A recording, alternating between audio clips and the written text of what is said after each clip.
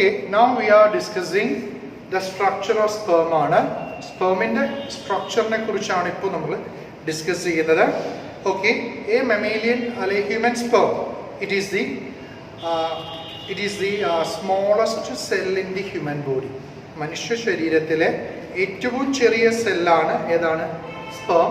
അതിന്റെ സൈസ് എന്ന് പറയുന്ന 0.06 മില്ലിമീറ്റർ ആണ്. അതായത് 60 മൈക്രോമീറ്റർ ആണ് അതിന്റെ സൈസ് എന്ന് പറയുന്ന ഹ്യൂമൻ ബോഡിയിലെ ഏറ്റവും ചെറിയ സെല്ലാണ് സ്പേം എന്ന് പറയുന്നത്. ഹ്യൂമൻ സ്പേമിനെ ആദ്യമായി അദ്ദേഹം സെൽഫ് ഡിസൈൻ ചെയ്ത മൈക്രോസ്കോപ്പിലൂടെ ഒബ്സർവ് ചെയ്ത ആളിന്റെ പേരാണ് ആന്റൺ വോൺ ലീവൻഹോഫ്. മൈക്രോസ്കോപ്പ് കണ്ടെത്തിയ ആൾ തന്നെയാണ്.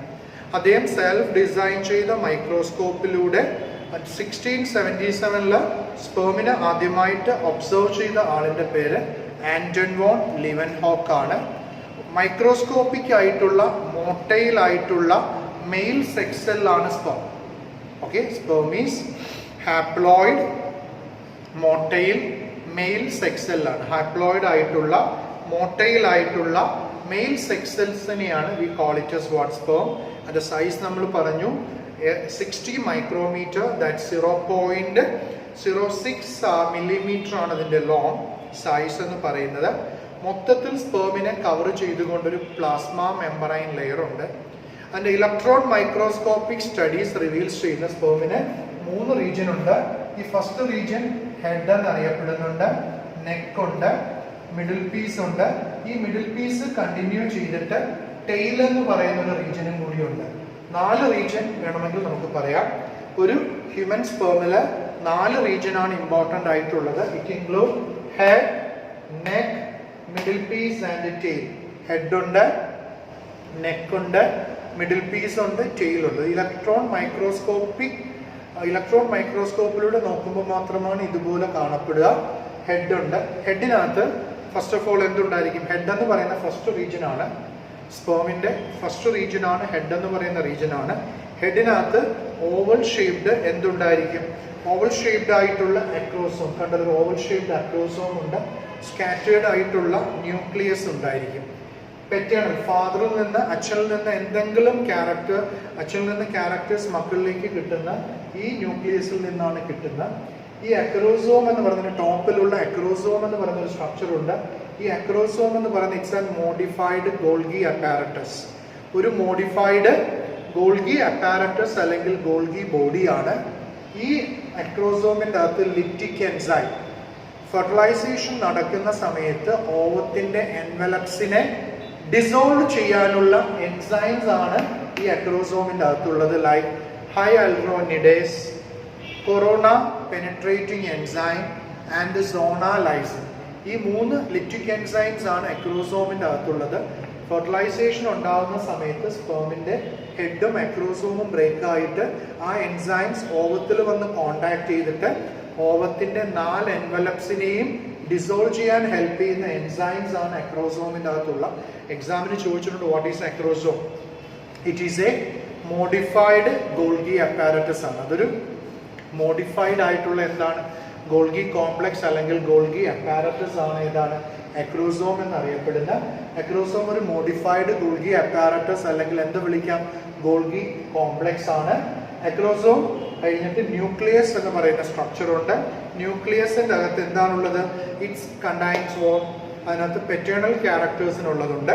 പിന്നെ ഹെഡ്, നെക്ക് എന്ന് പറയുന്ന റീജിയൻ ഉണ്ട്. നെക്കില് നോക്കുക, ഇവിടെ ഒരു സെൻട്രിയോൾ ഉണ്ട്, ഡിസ്റ്റൽ സെൻട്രിയോൾ. പിന്നെ താഴോട്ട് ഈ ഒരു ലൈൻ പോലെ ഇങ്ങനെ കിടക്കുന്ന that's known as what proximal centriole. 2 centriole ആണ് നെക്ക് റീജിയനിൽ കാണപ്പെടുന്നത്. Proximal centriole as well as distal centriole. ഏതൊക്കെയുണ്ട്?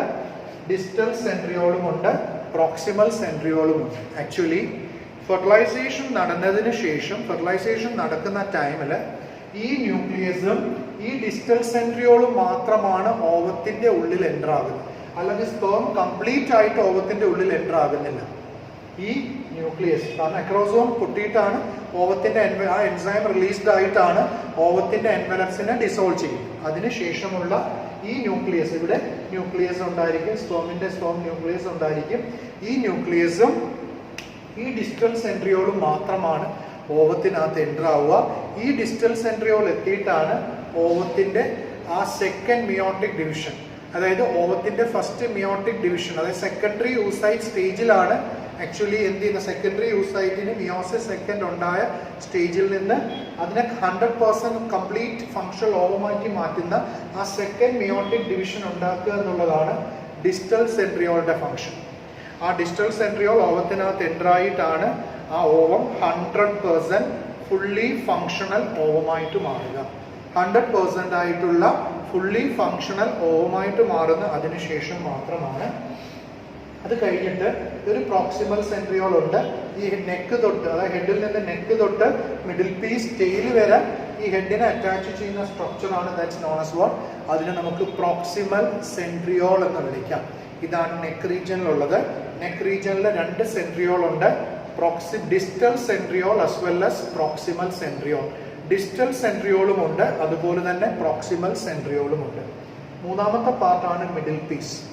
Middle പീസിനകത്ത് നമ്മൾ നേരത്തെ പറഞ്ഞ പോലെ പ്രോക്സിമൽ സെൻട്രിയോൾ അറ്റാച്ച് ചെയ്ത് താഴെ പോകുന്നുണ്ട്. അതുപോലെ തന്നെ റിബൺ ഷേപ്ഡ് മൈറ്റോകോൺട്രിയ ഉണ്ട്. സ്പേമിന്റെ മൂവ്മെന്റ്സിന് ആവശ്യമായിട്ടുള്ള എനർജി സപ്ലൈ ചെയ്യുന്ന, സ്പേമിന്റെ മൊബിലിറ്റിക്ക് ആവശ്യമായിട്ടുള്ള എനർജി എല്ലാം സപ്ലൈ ചെയ്യുക എന്നുള്ളതാണ് ഈ റിബൺ ഷേപ്ഡ് മൈറ്റോകോൺട്രിയയുടെ ഫംഗ്ഷൻ. ഇത് കണ്ടിന്യൂ ചെയ്തിട്ട് ലാസ്റ്റ് റീജിയൻ ആണ് ടെയിലാണ്. ടെയിൽ എന്ന് പറയുന്ന ഇറ്റ്സ് ആൻ മോഡിഫൈഡ് ഫ്ലജെല്ല. മോഡിഫൈഡ് ആയിട്ടുള്ള ഫ്ലജെല്ലയാണ്. ഫീമെയിൽ റീപ്രൊഡക്റ്റീവ് ട്രാക്റ്റിന്റെ അകത്തുകൂടി തെന്നി സഞ്ചരിക്കാൻ, മൂവ് ചെയ്യാൻ ഹെൽപ്പ് ചെയ്യുന്ന പാർട്ടാണ് ഏതാണ് ഈ ടെയിൽ എന്ന് പറയുന്നത്. Tail is an modified ഫ്ലജെല്ല.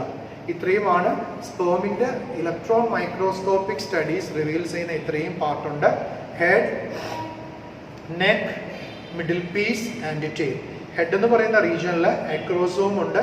എക്രോസോം എന്ന് പറയുന്ന it's an modified Golgi apparatus ആണ്. എക്രോസോം എന്ന് പറയുന്നത് അതൊരു മോഡിഫൈഡ് ഗോൾഗി അപ്പാരറ്റസ് ആണ്. എക്രോസോമിനകത്ത് ലിറ്റിക് എൻസൈംസ് ഉണ്ട്. ഓവത്തിന്റെ എൻവലപ്സിനെ ഡിസോൾവ് ചെയ്യാൻ ആവശ്യമായിട്ടുള്ള എൻസൈമുകളാണ് എക്രോസോമിന്റെ അകത്തുള്ളത്.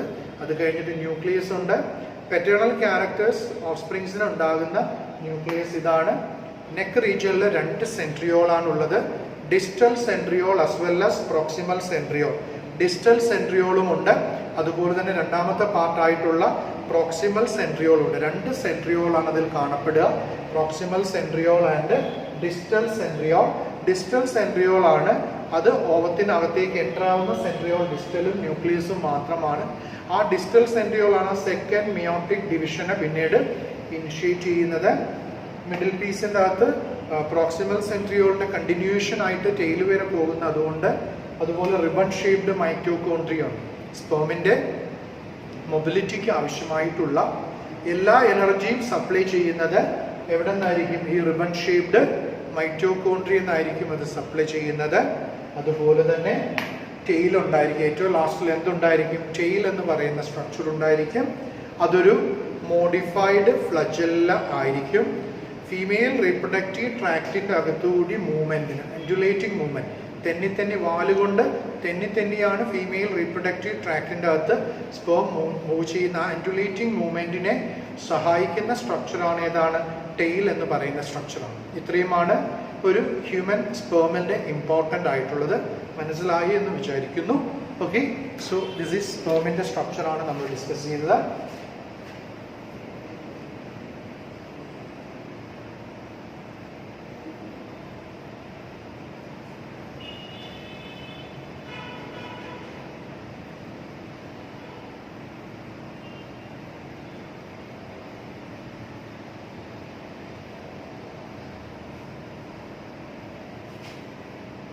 Okay, now we can discuss the other topic, another topic. മറ്റൊരു ടോപ്പിക്കിലേക്ക് നമുക്ക് പോകാം. That's oogenesis. നമ്മളിപ്പോൾ ഡിസ്കസ് ചെയ്യുന്ന ടോപ്പിക് ഏതാണ്? oogenesis. oogenesis means what? Formation and maturation of ova. ഓവത്തിന്റെ ഫോർമേഷനും മെച്ചുറേഷനുമാണ് oogenesis. ഇപ്പോൾ നമ്മൾ ഇത്രയും നേരം ഡിസ്കസ് ചെയ്യുന്ന സ്പെർമാറ്റോജെനസിസ്. സ്പെർമാറ്റോജെനസിസ് എന്ന് പറയുന്ന പ്രോസസ് ഒരു ആൺകുട്ടി പ്യൂബർട്ടി ആയിട്ട് മാത്രമാണ്, പ്രായപൂർത്തി ആയിട്ട് മാത്രം നടക്കുന്ന ഒരു പ്രോസസ്സാണ് സ്പെർമാറ്റോജെനസിസ്. പക്ഷേ oogenesis അങ്ങനെയല്ല. ഒരു 3 കാലഘട്ടങ്ങളിലൂടെ കംപ്ലീറ്റ് ആകുന്ന ഒരു പ്രോസസ്സാണ്. oogenesis. Spermatogenesis പൂർണ്ണമായിട്ടും it takes place in the testis. ടെസ്റ്റിസിൻ്റെ അകത്താണ് സ്പെർമാറ്റോജനസിസ് ഉണ്ടാകുന്നത്. ബട്ട് oogenesis ഓവറിയുടെ അകത്തും അതുപോലെ ഫെലോപ്പിയൻ ട്യൂബിലും വെച്ചാണ് oogenesis എന്ന് പറയുന്ന പ്രോസസ്സ് കംപ്ലീറ്റ് ആകുന്നത്. അതായത് ഓവത്തിൻ്റെ ഡെവലപ്മെൻ്റ് ആണല്ലോ oogenesis. ഒരു കാൽഭാഗം ഓവത്തിൻ്റെ ഡെവലപ്മെൻറ്റ് ഒരു പെൺകുഞ്ഞ് അതിൻ്റെ അമ്മയുടെ യൂട്രസിനകത്തായിരിക്കുന്ന സമയത്താണ്. ഓക്കെ, ഫീറ്റൽ സ്റ്റേജിലാണ് ഓവത്തിൻ്റെ കാൽഭാഗം ഡെവലപ്പ് ചെയ്യുന്നത്. ആ പെൺകുഞ്ഞ് ജനിക്കുന്ന അന്ന് മുതൽ അതിൻ്റെ ആക്ടിവിറ്റീസ് എല്ലാം സസ്പെൻഡഡ് ആയിരിക്കും. ചൈൽഡ്ഹുഡിൽ ഒരു ആക്ടിവിറ്റി ഇല്ല, ജനിക്കുന്ന അന്ന് മുതൽ ആക്ടിവിറ്റി സസ്പെൻഡഡ് ആയിരിക്കും. ചൈൽഡ്ഹുഡിലും ഒരു ആക്ടിവിറ്റി ഇല്ല. പിന്നെ ഈ ആക്ടിവിറ്റി റീഗെയിൻ ചെയ്യുന്ന വെൻ ഷീ അറ്റൈൻസ് പ്യൂബർട്ടി. ആ പെൺകുഞ്ഞ് പ്യൂബർട്ടി അറ്റൈൻ ചെയ്യുന്ന ടൈമിൽ നേരത്തെ നമ്മൾ പറഞ്ഞ കാൽഭാഗം ഡെവലപ്പ് ചെയ്ത ഓവം ഓരോ 28 ദിവസം മെൻസ്ട്രൽ സൈക്കിൾ പീരീഡിൽ ഓരോ 28 ദിവസത്തിലും അത് കാൽഭാഗം ഡെവലപ്പ് ചെയ്ത മുക്കാൽ ഭാഗം ഡെവലപ്പ് അല്ലെങ്കിൽ ഒരു 90% ഡെവലപ്ഡ് ആയിട്ട് മാറും. ഓക്കെ, എന്നിട്ട് അത് 100% ഫങ്ഷണൽ ഓവമായിട്ട് മാറണമെങ്കിൽ സ്പേം വന്ന് ഓവത്തിനകത്ത് എൻ്റർ ആയിട്ട് സ്പേമിൻ്റെ ന്യൂക്ലിയസും ഓവത്തിൻ്റെ ന്യൂക്ലിയസും ഫ്യൂസ് ചെയ്ത് ആ ഡിസ്റ്റൽ സെൻട്രിയോൾ ഓവത്തിൻ്റെ അകത്ത് എൻ്റർ ആയിട്ടാണ് എന്ത് ചെയ്യുക, അത് 100% ഫുള്ളി ഫങ്ഷണൽ ഓവമായിട്ട് മാറുക. ഓക്കെ, അങ്ങനെ ഒരു 3 ഫേസസിലൂടെ ആണ് oogenesis കംപ്ലീറ്റ് ആകുന്നത്. Now we can discuss the oogenesis. oogenesis നമുക്കൊന്ന് ഡിസ്കസ് ചെയ്യാം. ആദ്യം എന്തുണ്ടായിരിക്കും? ഒരു പ്രൈമറി ജേം സെൽ. ഇതൊരു പ്രൈമറി ജേം സെല്ലാണ്.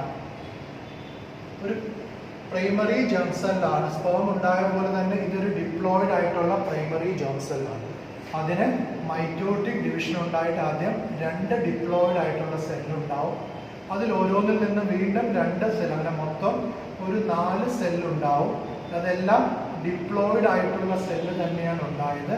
ഈ ഡിപ്ലോയിഡ് ആയിട്ടുള്ള ഈ സെല്ലിന്റെ പേരാണ് that's known as what oogonia എന്നാണ് അറിയപ്പെടുക. It's known as what oogonia. ഈ സെൽസിന്റെ പേരെന്താണ്? ഊഗോണിയ എന്നാണ് അറിയപ്പെടുന്നത്. അത് ഡിപ്ലോയിഡ് ആയിട്ടുള്ള സെല്ലാണ്. ഓക്കെ, ചില ഊഗോണിയ മൈറ്റോട്ടിക് ഡിവിഷൻ സ്റ്റോപ്പ് ചെയ്തിട്ട് ന്യൂട്രിയൻ്റ് അബ്സോർവ് ചെയ്തിട്ട് സൈസ് വലുതായിട്ട് ഡിപ്ലോയിഡ് ആയിട്ടുള്ള തന്നെ എന്തായിട്ട് മാറും? പ്രൈമറി oocyte ആയിട്ട് മാറും. എന്തായിട്ട് മാറുന്നുണ്ട്? പ്രൈമറി oocyte ആയിട്ട് മാറുന്നുണ്ട്. ഓക്കെ, ഇതുവരെയാണ് ഫീറ്റൽ സ്റ്റേജിൽ ഇത്രയും പ്രോസസ്സ് നടക്കുന്നത്. ഏത് സ്റ്റേജിലാണ്? ഫീറ്റൽ സ്റ്റേജിലാണ്. ഫീറ്റസ് ആവുന്ന അവസരത്തിലാണ് ഇത്രയും പ്രോസസ്സ് നടക്കുന്നത്. ഏത് സ്റ്റേജിലാണ്? ഒരു ഫീറ്റൽ സ്റ്റേജിലാണ് ഇത്രയും പ്രോസസ്സ് നടക്കുന്നത്. ഫീറ്റസ്, ഒരു പെൺകുഞ്ഞ് അമ്മയുടെ യൂട്രസിനകത്തായിരിക്കുന്ന സമയത്താണ് ഇത്രയും നടക്കുന്നത്. ഒരു പെൺകുഞ്ഞ് ജനിക്കുമ്പോൾ തന്നെ അതിൻ്റെ ഓവറിയുടെ അകത്ത് 60,000 മുതൽ 80,000 വരെ പ്രൈമറി oocyte കാണും. 60,000 മുതൽ 80,000 വരെ പ്രൈമറി oocyte കാണും. ഈ പ്രൈമറി oocyte എന്തിന് വിധേയമാവും? മിയോസിസ് ഫസ്റ്റിന് വിധേയമാവും. മിയോസിസ് ഫസ്റ്റിന് വിധേയമായിട്ട് 2 അൺഈക്വൽ ഹാപ്ലോയിഡ് സെല്ലുണ്ടാവും. 2 അൺഈക്വൽ ആയിട്ടുള്ള ഹാപ്ലോയിഡ് സെല്ലുണ്ടാവും. സ്മോളർ സെല്ലിനെ ഫസ്റ്റ് പോളാർ ബോഡി എന്നാണ് അറിയപ്പെടുക. ഈ സ്മോളർ സെല്ലിനെ ഫസ്റ്റ് പോളാർ ബോഡി, ലാർജർ സെല്ലിനെ സെക്കൻഡറി oocyte എന്നാണ് അറിയപ്പെടുക. Secondary oocyte. ഇത് എപ്പോഴാണ് ഉണ്ടാകുന്നത്? ഇവിടെ ചൈൽഡ്ഹുഡ് ബർത്ത് ഉണ്ടായി, ദെൻ ബർത്ത് ഉണ്ടായി, ചൈൽഡ്ഹുഡ് ഉണ്ടായി, ദെൻ പ്യൂബർട്ടി. പ്യൂബർട്ടി ആകുമ്പോഴാണ് എന്ത് ചെയ്യപ്പെടുക? പ്രായപൂർത്തി ആകുമ്പോഴാണ് പ്രൈമറി oocyte മിയോസിസിന് വിധേയമായിട്ട് 2 അൺഈക്വൽ സെൽ ഉണ്ടാകുന്ന ലാർജർ സെല്ലിനെ സെക്കൻഡറി oocyte എന്നും സ്മോളർ സെല്ലിനെ ഫസ്റ്റ് പോളാർ ബോഡി എന്നാണ് അറിയപ്പെടുക. വീണ്ടും എന്ത് ചെയ്യപ്പെടുന്നുണ്ട്? സ്പേം വന്ന് ഓവത്തിന്റെ അകത്ത് എൻ്റർ ആയതിനു ശേഷം ഈ സെക്കൻഡറി oocyte വീണ്ടും മിയോസിസ് സെക്കൻഡിന് വിധേയമാവും. മിയോസിസ് സെക്കൻഡിന് വിധേയമായിട്ട് വീണ്ടും ഒരു ലാർജർ സെല്ലുണ്ടാവും. ഇതിനെയാണ് ഓവം എന്നറിയപ്പെടുന്നത്. ഡിപ്ലോയിഡ് ആയിട്ടുള്ളതാണ്.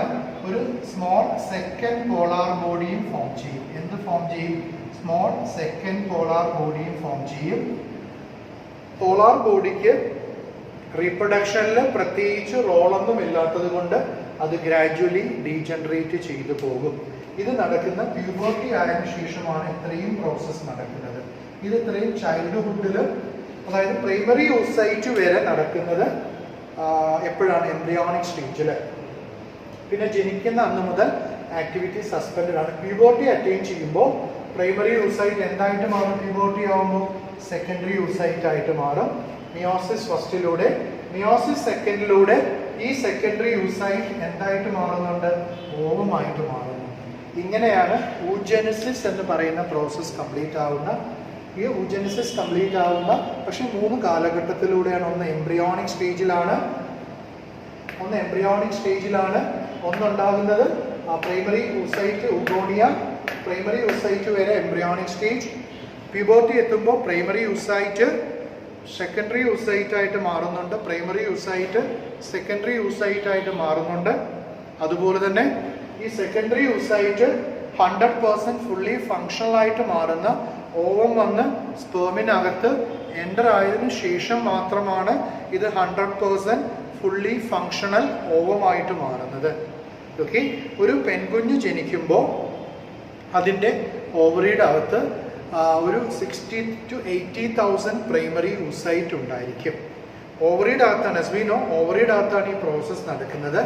ആദ്യം ഈ ഊഗോണിയ കവർ ചെയ്തുകൊണ്ട്, അല്ലെങ്കിൽ പ്രൈമറി oocyte കവർ ചെയ്തുകൊണ്ട് ഒരു ഫോളിക്കിൾ സെൽസ് ഉണ്ടായിരിക്കും. അതിൻ്റെ പേരാണ് പ്രൈമറി ഫോളിക്കിൾ സെൽ.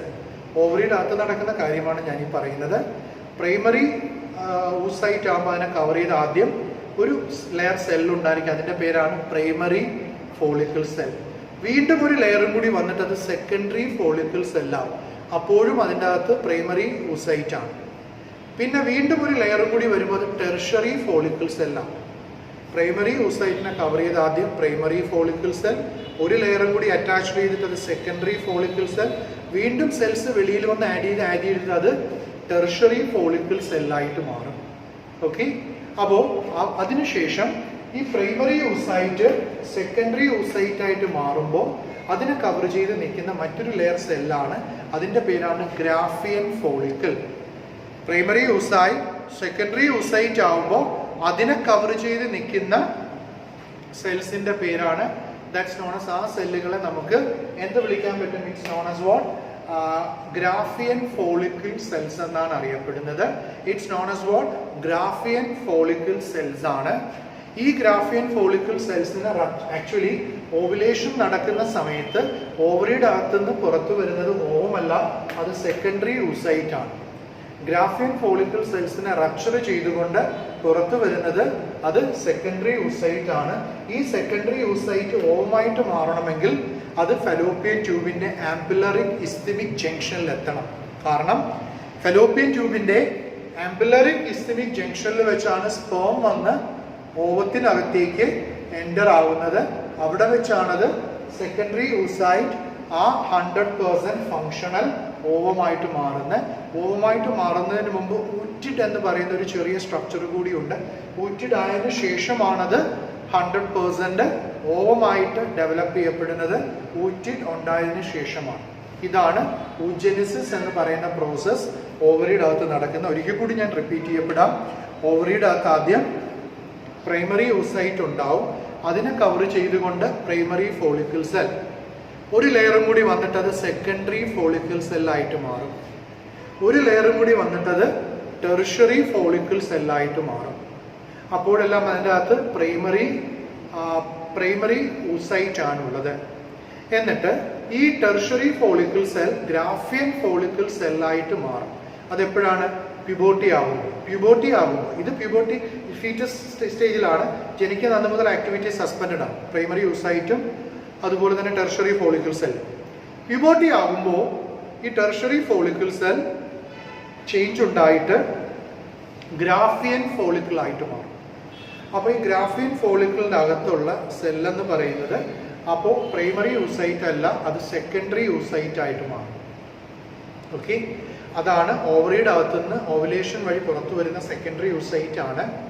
അത് വന്ന് ഫലോപ്പിയൻ ട്യൂബിലെത്തി. ഫലോപ്പിയൻ ട്യൂബിൻ്റെ ആംബുലറിക് ഇസ്തിമിക് ജംഗ്ഷനിൽ വെച്ച് ഈ ഓവിഡക്റ്റിൻ്റെ ആംബുലറിക് ഇസ്തിമിക് ജംഗ്ഷനിൽ വെച്ച് സ്പേമും ഓവും കൂടി ഫ്യൂസ് ചെയ്യുമ്പോൾ secondary oocyte, eventually it will become what? ഓറ്റിഡും ഓവുമായിട്ട് മാറുന്നുണ്ട്. ഓക്കെ, അതിനുശേഷം ഗ്രാഫിയൻ ഫോളിക്കിൾ ഒരു കോർപ്പസ് ല്യൂട്ടം എന്ന് പറയുന്ന ഒരു യെല്ലോ എൻഡോക്രൈൻ മാസായിട്ട് മാറുന്നുണ്ട്. അത് ഫെർട്ടിലൈസേഷൻ നടക്കുകയാണെങ്കിൽ അത് അതുപോലെ തന്നെ മെയിൻറ്റെയിൻ ചെയ്യും. പ്രൊജസ്ട്രോൺ സെക്രീറ്റ് ചെയ്തുകൊണ്ട് പ്രഗ്നൻസി ഹോർമോണാണ്. അഥവാ ഫെർട്ടിലൈസേഷൻ നടന്നില്ലെങ്കിൽ കോർപ്പസ് ല്യൂട്ടം ഡീജനറേറ്റ് ചെയ്ത് കോർപ്പസ് ആൽബിക്കൻസ് എന്ന് പറയുന്ന ഒരു സ്കാർ ആയിട്ടങ്ങ് മാഞ്ഞു പോവുകയും ചെയ്യും. ഇത്രയുമാണ് oogenesis ഇമ്പോർട്ടൻ്റ് ആയിട്ട് നമുക്ക് പഠിക്കാനുള്ള, oogenesis എന്ന് പറയുന്ന പ്രോസസ്സിൽ ഇമ്പോർട്ടൻ്റ് ആയിട്ട് പഠിക്കാനുള്ള ഇത്രയും സ്റ്റെപ്പാണ്.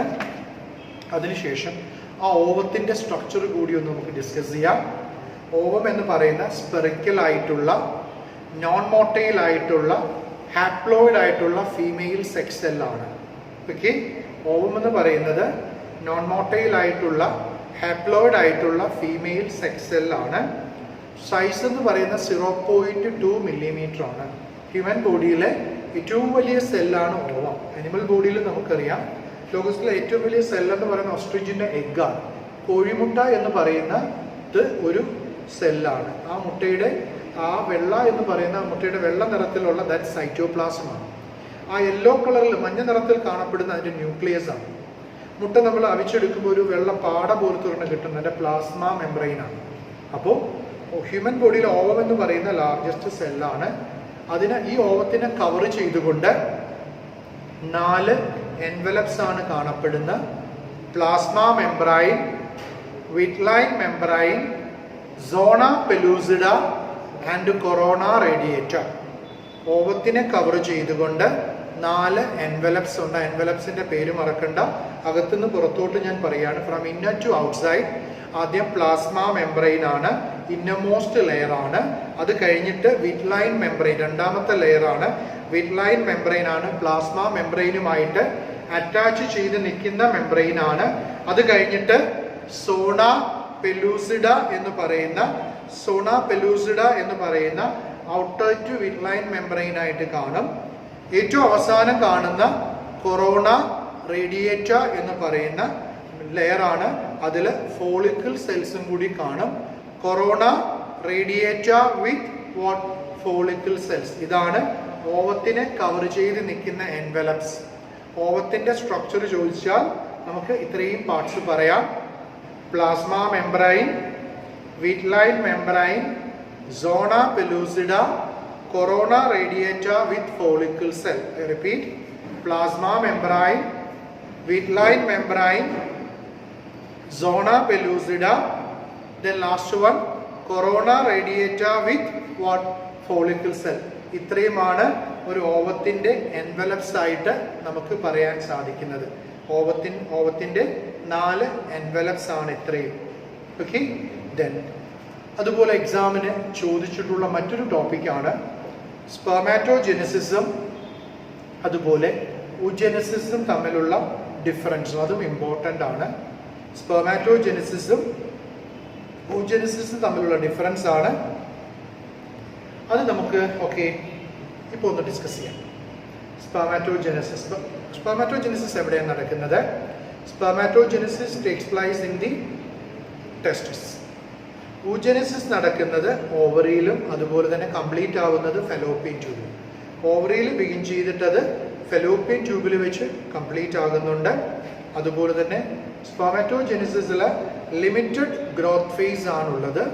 oogenesisൽ വളരെ ഇലാബറേറ്റ് ആയിട്ടുള്ളൊരു ഗ്രോത്ത് ഫേസ് ആണ് oogenesisൽ കാണപ്പെടുന്ന. ഇലാബറേറ്റഡ് ആയിട്ടുള്ളൊരു ഗ്രോത്ത് ഫേസ് ആണ് കാണപ്പെടുന്നത്. ഒരു പ്രൈമറി സ്പെർമാറ്റോസൈറ്റിൽ നിന്ന് 4 സ്പേം ഫോം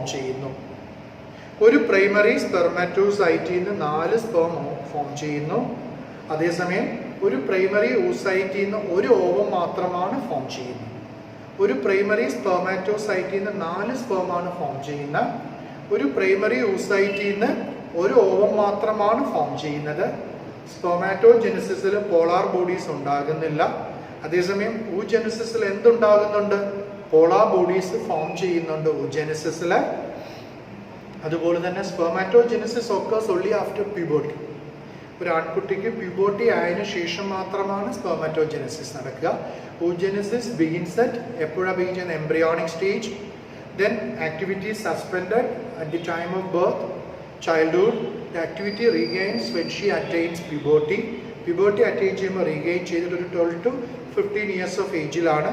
എന്നിട്ട് 50 years of ഏജ് ആകുമ്പോൾ ഇത് കംപ്ലീറ്റ് ഈ പ്രോസസ് സ്റ്റോപ്പ് ആവുകയും ചെയ്യുന്നുണ്ട് മെനോപോസ് എന്ന് പറയുന്ന സ്റ്റെപ്പിലൂടെ. ഇതാണ് സ്പെർമാറ്റോ. ഇത് എക്സാമിന് ചോദിച്ചിട്ടുള്ള ടോപ്പിക്കാണ് സ്പെർമാറ്റോജെനിസിസും ഉജെനിസിസും തമ്മിലുള്ള ഡിഫറൻസ്. ഓക്കെ, അപ്പോൾ നമുക്ക് ഇന്നത്തേക്ക് ഇത്ര എടുക്കാം. Okay, so thank you.